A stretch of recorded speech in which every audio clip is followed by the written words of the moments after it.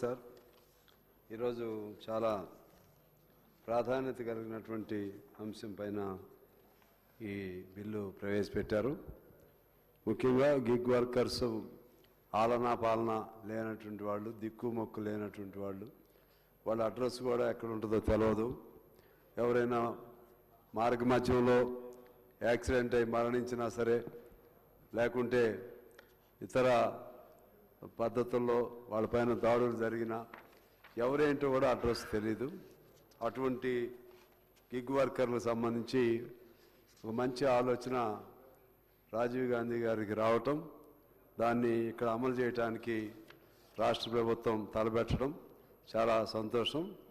రాజీవ్ గాంధీ గారికి, అలాగే రాష్ట్ర ప్రభుత్వానికి, ముఖ్యమంత్రి గారికి, ఒక అంతసేపు ఆయనే గుర్తొస్తాడు, రాహుల్ గాంధీ గారికి, ముఖ్యమంత్రి గారికి, అలాగే వివేక్ గారికి, ప్రభుత్వానికి అభినందన తెలియజేస్తా ఉన్నాను. అలాగే ఇక దాని లోతుకు వెళ్ళను నేను. ఆ గిగ్ వర్కర్స్కి సంబంధించి సంక్షేమ బోర్డుని పెడతామంటున్నారు. దాంతోపాటు నేను అనేసార్లు నా అభిప్రాయాలు షేర్ చేసుకుంటా ఉన్నాను. ఇంకా అనేక మంది కార్మికులు ఈ రాష్ట్రంలో ఉన్నారు. అసంఘటిత రంగంగా వాళ్ళని అన్ఆర్గనైజ్డ్గా చెప్పుకుంటాం.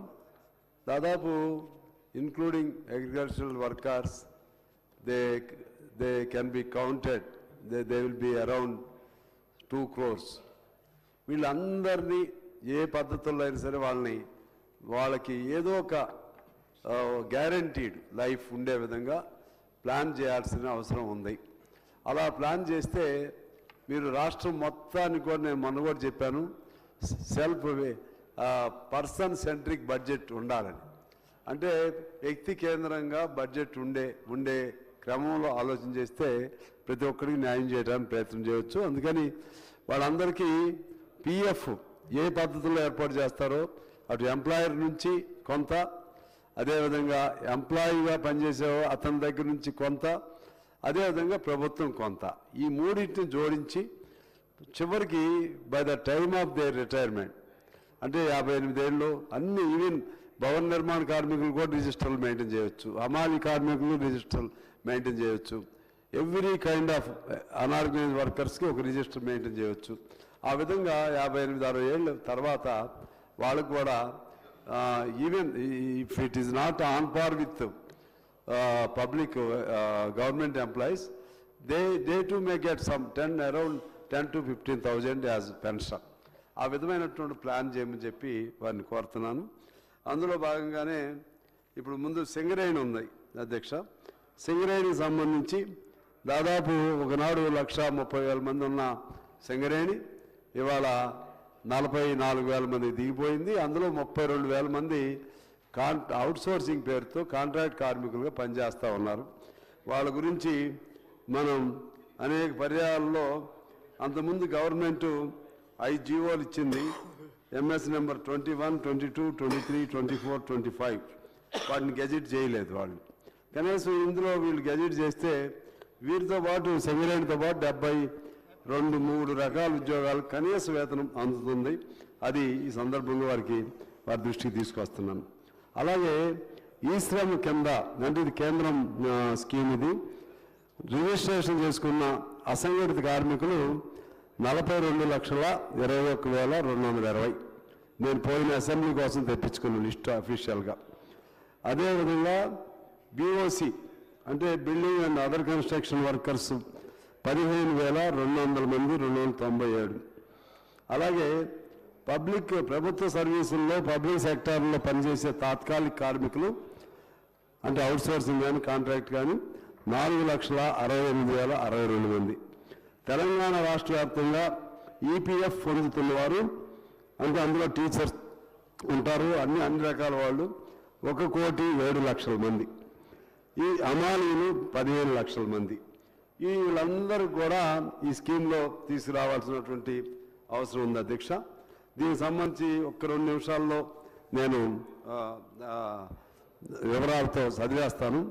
If you kindly permit me for 5 or 10 minutes. Mission భగీరథలో అవుట్సోర్సింగ్ కార్మికులు 15,000 మంది ఉన్నారు. అలాగే full time, part time, daily wage NMR ఉద్యోగులు 5,952 మంది ఉన్నారు.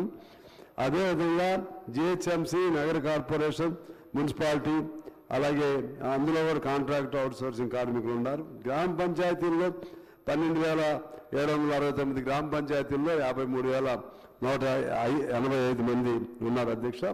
అవుట్సోర్సింగ్ పంచాయతీ కార్యదర్శులు 1,094 ఉన్నారు. పంచాయతీరాజ్ శాఖలో టెక్నికల్ వ్యవస్థలో పనిచేస్తున్న వాళ్ళు ఉన్నారు. పంచాయతీ కంప్యూటర్ ఆపరేటర్స్ ఉన్నారు. అదేవిధంగా కారోబారులుగా ఉన్నటువంటి వాళ్ళు ఉన్నారు 4,000 మంది పైన. వీళ్ళందరికీ మినిమం వేతనం కూడా లేదు అధ్యక్ష. అదేవిధంగా అంగన్వాడీ వర్కర్స్ 61,571 మంది ఉన్నారు. మధ్యాహ్న భోజన స్కీమ్ వర్కర్లు 54,201 మంది ఉన్నారు. ఆశా వర్కర్లు 28,009 మంది ఉన్నారు. అదేవిధంగా విలేజ్ ఆర్గనైజేషన్ అసిస్టెంట్లు ఈఓలు 17,983 మంది ఉన్నారు. అదేవిధంగా రాష్ట్ర వ్యాప్తంగా ఇమాములు, మౌజములు 14,887 మంది ఉన్నారు. దూపదీప నైవేద్య స్కీమ్ అర్చకులు 6,271 మంది ఉన్నారు. అలాగే తాత్కాలిక ఫ్యాకల్టీగా పనిచేసేటువంటి ఇన్స్టిట్యూషన్లో 14,579 మంది ఉన్నారు.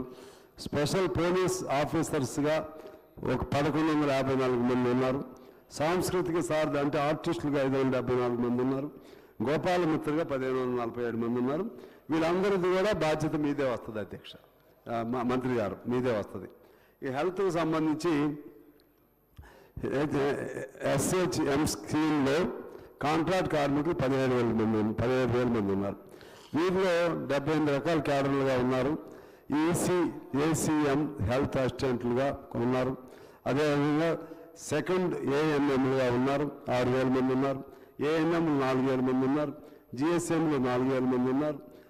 అదేవిధంగా నిమ్స్ హాస్పిటల్, గాంధీ హాస్పిటల్, ఉస్మానియా, ఇతర ప్రభుత్వ ఆసుపత్రుల్లో పనిచేసే కాంట్రాక్ట్ సిబ్బంది కూడా వేలాది మంది ఉన్నారు. ఆరోగ్యశ్రీ కింద పనిచేసే వాళ్ళు ఉన్నారు. తెలంగాణ గ్రామీణ వైద్యుల సంక్షేమ సంఘం ఉంది. అదేవిధంగా 50 సంవత్సరాలు దాటిన RMPలు కూడా వాళ్ళ బ్రతుకు కూడా ఏదైనా చూడమని అడుగుతూ ఉన్నారు. వీళ్ళందరూ అసంఘటిత రంగంలో వస్తారు అధ్యక్ష. అలాగే ప్రైవేట్ మెడికల్ ల్యాబ్ అసోసియేషన్ వాళ్ళు ఉన్నారు. ప్రభుత్వ ఎడ్యుకేషన్కి సంబంధించి ప్రభుత్వ పాఠశాలల్లో కాంటిజెన్సీ సూపర్లు 4,000 మంది ఉన్నారు. వారి జీతం మరి కొన్ని చోట్లయితే అసలు ఏం జీతం కూడా లేదు. మీకు కూడా తెలుసు అధ్యక్ష. కనీసం 3,000, 2,000, 5,000 ఆ దయతలిచి ఆ స్కూల్ యాజమాన్యాలు లేకపోతే హెడ్ మాస్టర్లు వాళ్ళు ఇస్తేనే వాళ్ళకి అవకాశం ఉంటుంది. ఈ మధ్య హైకోర్టు తీర్పు కనీస వేతనం 19,500 ఇవ్వమని అడిగారు, చెప్పింది. ఆ విధంగా చేయవలసిందిగా కోరుతున్నాను. అలాగే జూనియర్ కాలేజీలో కాంటింజెన్సీ వర్కర్స్ 1,200 మంది ఉన్నారు. అందులో 2,000 వాళ్ళ జీతం అధ్యక్ష. Scavengers, night watchmen, attenders, sweepers ఇటువంటి వాళ్ళందరూ కూడా ఉన్నారు. ప్రభుత్వ జూనియర్ కళాశాలలో గెస్ట్ లెక్చరర్స్ 1,632 మంది, పార్ట్ టైం లెక్చరర్స్ 52 మంది, కాంట్రాక్ట్ లెక్చరర్స్ 411 మంది, regular minimum time scale lecturers 21 మంది. వీళ్ళకి కనీస వేతనం లేదు అధ్యక్ష. అలాగే జూనియర్ కాలేజీల్లో regular lecturers 3,552, university contract teachers 1,500. అదేవిధంగా 13 యూనివర్సిటీల్లో పార్ట్ టైం లెక్చరర్స్ 670 మంది ఉన్నారు. వీళ్ళకి గంటకి 700 రూపాయల చొప్పున మాత్రమే టోటల్గా 40,000 శాలరీ ప్రొఫెసర్స్ వాళ్ళు పొందుతూ ఉన్నారు. తెలంగాణ డిగ్రీ కాలేజీల్లో గెస్ట్ లెక్చరర్స్ 1,504. ఈ విధంగా తెలంగాణ జూనియర్ కాలేజీల్లో గెస్ట్ లెక్చరర్స్ 1,654. అలాగే తెలంగాణ డిగ్రీ కళాశాలలో మళ్ళా గెస్ట్ లెక్చరర్స్ డైట్, DED ఇటువంటి వాటి అన్నింటిలో ఉన్నారు. సమగ్ర శిక్షా అభియాన్ నిన్న కూడా వాళ్ళు ధర్నా చేశారు. సమాన పనికి సమాన వేతనం పేరుతో కోర్టు ఇచ్చిన తీర్పును అమలు చేయమని. అలాగే Telangana state aided colleges, JSC aided మరియు ఇటువంటి కాలేజీలో ఉన్నారు. అలాగే హిందూ పండిట్ పరిరక్షణ సమితి పేరుతో వాళ్ళు కూడా ఉన్నారు. అక్కడ దాదాపు 30,000 మంది వాళ్ళు ఉన్నారు అధ్యక్ష. అయిపోవచ్చింది సార్. ఇంకా మరలా అవకాశం ఉండదు వాళ్ళందరి గురించి చెప్పడానికి, అందుకని. అలాగే RTCకి సంబంధించి ఇప్పుడే మా ప్రభాకర్ గారితో డిస్కస్ చేశాను. వారి సమస్యలు అలాగే ఉన్నాయి, అనేసార్లు చెప్పుకున్నాం. వాళ్ళకి కనీసం ట్రేడ్ యూనియన్స్ పెట్టండి, అందులో కూడా అవుట్ సోర్సింగ్ ఇటువంటి వాళ్ళందరూ కూడా ఉన్నారు. అసంఘటిత కార్మిక సంక్షేమ బోర్డు కూడా ఒకటి ఉండాలని అడుగుతూ ఉన్నాం. ఇందాక కార్ డ్రైవర్లు, అదేవిధంగా ఓల్గా, ఆల్బా అలాంటి వాళ్ళు కూడా అనేక మంది ఉన్నారు. దాదాపు 10 లక్షల మంది హమాలీలు ఉన్నారు. వాళ్ళకు సంక్షేమ బోర్డు కూడా అడుగుతున్నాం. సింగరేణికి సంబంధించి ఇప్పుడు అక్కడ ఆందోళన జరుగుతుంటే హెడ్ ఆఫీస్ ముందు మా నారాయణ గారు, సీతారామయ్య గారు, రాజ్కుమార్, అక్కడ మా పార్టీ సెక్రటరీ పాషా వీళ్ళందరూ ఇప్పుడే అరెస్ట్ కూడా చేశారు. వాళ్ళ ఈ ఇష్యూస్ మీదే ఇంకా అవన్నీ కూడా అనేకసార్లు చెప్పుకున్నాం అధ్యక్ష, మీకు కూడా తెలుసు. టైం కోసం నేను అన్ని చదవట్లేదు. అదేవిధంగా 4 లేబర్ కోడ్స్ మా పాల్వాయి హరీష్ చెప్పాడు ఇప్పుడు. ఇది మరీ 7 రోజులు నోటీస్తో ఎలా తీసేస్తారని. ఆ 4 కోడ్స్ ప్రభావం ఇదంతా మా హరీష్ గారికి చెప్తున్నాను. ఆ 4 కోడ్స్ వలన ఇక నుంచి కార్మికులకి ఏం హక్కులు ఉండవు. ఎప్పుడైనా తీసేయవచ్చు, వాళ్ళని ఏ నిమిషం అయినా తీసేయవచ్చు. ఎటువంటి హక్కులు లేని పరిస్థితిలో ఉన్నారు. అది ముందు దాని లింకును వీళ్ళు అమలు చేయకుండా ఉండమని నేను కోరుతున్నాను మీ ద్వారా. చాలా రాష్ట్రాలు 4 కోడ్స్ని మేము అమలు చేయట్లేదని చెప్పి తీర్మానం కూడా చేశారు. ఇక్కడ కూడా దాన్ని అమలు చేయకుండా ఇక్కడ కాంగ్రెస్ ప్రభుత్వంగా అమలు చేయొద్దని తెలంగాణ, మన తమిళనాడు, అదేవిధంగా బెంగాల్, అదేవిధంగా కర్ణాటక, కేరళ ఆ రాష్ట్రాల్లో అమలు చేయలేదు. శ్రీధర్ బాబు గారిని కూడా కోరుతా ఉన్నాను. 4 లేబర్ కోడ్స్ అంటారు, వాటిని అమలు చేస్తే కార్మికులకి కనీస భద్రత కూడా ఉండదు. అందువలన అమలు చేయొద్దని కోరుతా ఉన్నాను. ఇక పోలీస్ డిపార్ట్మెంట్కి సంబంధించి 45 జీవోను రద్దు చేయాలని వాళ్ళందరూ కోరుతున్నారు. అదేవిధంగా డిపార్ట్మెంట్లో కూడా టీఏలు, డిఏలు, ఇతర పెరిక్స్ రాక చాలామంది ఉన్నారు.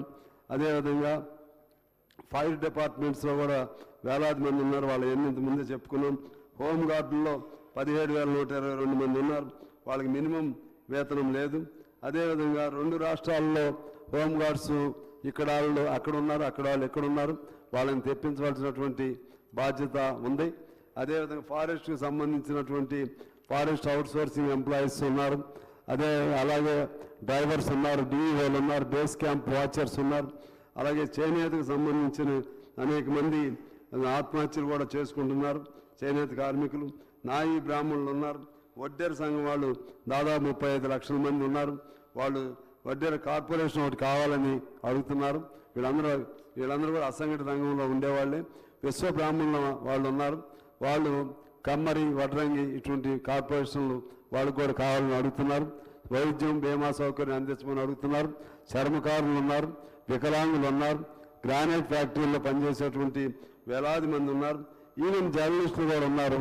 వాళ్ళు కూడా మినిమం వేజ్ లేదు, వాళ్ళకి కనీస వేతనం లేదు, వేతన స్ట్రక్చర్ లేదు వాళ్ళకి, జర్నలిస్టులకి. వాళ్ళు కూడా ఈ గిగ్ వర్కర్స్ కంటే మంచి బతకట్లేదు. వాళ్ళను కూడా కార్మిక సంక్షేమ శాఖగా మీరు వాళ్ళ అంశాలను కూడా, ఎందుకంటే మీకు you are an authority to take care of any department wherever any worker is working without proper amenities, so then you can directly involve, whether it is journalists or any other sector people. మీకు అటువంటి హక్కు ఉంది sir. అందుకని ఇవన్నీ మీ దృష్టికి తీసుకొస్తున్నాం. అదేవిధంగా గ్రంథాలయాలు, టూరిజం, ఇంకా చాలా డిపార్ట్మెంట్స్ ఉన్నాయి అధ్యక్ష. ఇక నేను క్లోజ్ చేస్తాను. వీళ్ళందరికి సంబంధించి గిరిజన ఆశ్రమ పాఠశాలలో డైలీ వేజ్ వర్కర్స్, కంటింజెన్స్ వర్కర్స్ ఉన్నారు. గిరిజన సంక్షేమ శాఖలో అవుట్సోర్సింగ్ కార్మికులు ఉన్నారు. అలాగే ఆటో డ్రైవర్లు చెప్పాను. ఆ సంస్కృతి రంగం, ఆజాంజాయి మిల్లు ఇంతకుముందు పనిచేసి దిగిపోయిన వాళ్ళు ఉన్నారు. వాళ్ళందరూ ఇటువంటి ఇంకా చాలా ఉన్నారు. క్లోజ్ ఇలా వీళ్ళందరినీ ఒక సమగ్రమైనటువంటి ఏంటంటే నాకు అవైలబుల్ ఇన్ఫర్మేషన్తో కొంత మీ గవర్నమెంట్ దగ్గర నుంచి తీసుకున్నాను. ప్రావిడెంట్ ఫండ్ ఎంతమంది దగ్గరికి వస్తుందని. ఈ శ్రమకు సంబంధించి ఆ డిపార్ట్మెంట్ దగ్గర నుంచి తీసుకున్నా. మిగిలిన కొన్ని జనరల్గా ఆయా వాళ్ళని సంఘాల నుంచి తీసుకున్నా. దీనికి సమగ్రంగా మీరు అసలు ఏ డిపార్ట్మెంట్ ఎంతమంది ఉన్నారు ఇవన్నీ కూడా లెక్క తీసి టోటల్గా ఎన్ని కోట్ల మంది వస్తున్నారు, 1 కోటి ఉన్నారా, 1.5 కోటి ఉన్నారా, కొంత డూప్లికేషన్ కూడా ఉండొచ్చు. నేను చెప్పిన దానిలో 2 కోట్లు ఉన్నారు చూసి వాళ్ళకి సంబంధించి ఒక అసంఘటిత రంగానికి సంబంధించినటువంటి ఒక కార్పొరేషన్ని నిన్న మనం అనుకున్న అవుట్సోర్సింగ్ కార్పొరేషన్ ఎలాగో ఆ విధంగా అసంఘటిత రంగానికి సంబంధించిన కార్పొరేషన్ని ఏర్పాటు చేసి వాళ్ళ రిటైర్మెంట్ తర్వాత 58-60 ఏళ్ల తర్వాత వాళ్ళు కూడా గవర్నమెంట్ ఉద్యోగస్తుల్లాగా కనీస పెన్షన్ వచ్చే విధంగా మంచి ఆలోచన చేయమని చెప్పి గిగ్ వర్కర్స్ లాగానే దీనికి మీకు అభినందనలు తెలియజేస్తూ, అది చేస్తే మీరే కాదు మీ కాంగ్రెస్ ప్రభుత్వమే మరలా అధికారంలోకి వస్తుంది. నేను you can take my word for granted, because నిజంగా చెప్తున్నాను, ఇంత ఆలోచన ఎవరు కూడా చేయరు. ప్రతి వర్కర్కి కూడా, ప్రతి అసంఘటిత రంగ వర్కర్కి కూడా దీనిలో న్యాయం జరిగేటువంటి పద్ధతుల్లో నేను చెప్తున్నాను. మీకేమి ఖర్చు ఉండదు. ఆయా ఇన్స్టిట్యూషన్స్ అంటే సింగరేణి ఉంది, సింగరేణి ఖర్చు పెట్టుకుంటుంది. జన్కో ఉంది, ఆర్టిజన్స్ ఉన్నారు వేల మంది, అక్కడ జన్కో వాళ్ళు. అట్లా మీరు just you have to plan it out. ఆ విధంగా ప్లాన్ చేయండి, చాలా ఉపయోగం జరుగుతుందని తెలియజేస్తూ ధన్యవాదాలు అధ్యక్ష మీకు. Thank you. The discussion is over. Now I request the Minister for the Labour and Employment to give a reply to the discussion. అధ్యక్ష,